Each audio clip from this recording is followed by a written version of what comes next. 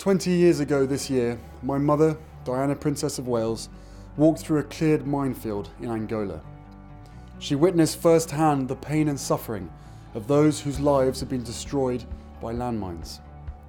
As she comforted children waiting patiently for their prosthetic legs, parliaments, non-government organisations and campaigners around the world came together to find a way to stop the killing and maiming for good.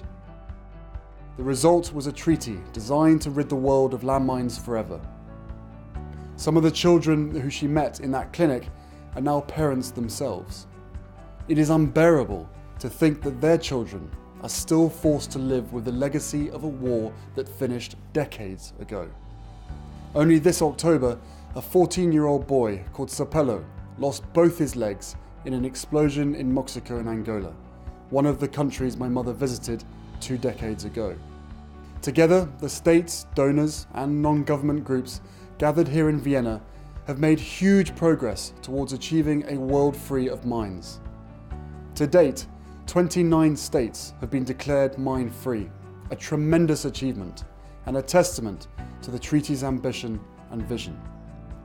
But millions of people are still affected by mines, and there is so much more that still needs to be done. The Mine Ban Treaty includes a commitment from the international community to clear the world of landmines by 2025. With just 8 years to go, we must stiffen our resolve and redouble our efforts if we are to stand any chance of achieving this goal. I'm delighted that the British government has taken the lead by increasing its funding to clear these terrible legacies of war. But without similar commitments across the world, the 2025 goal will not be achieved. It is incredible to think that if we clear some of those countries most affected, then we can free over 60 million people from the threat of landmines for good, and bring back transport, development, agriculture, and the ability for future generations of children to play without fear.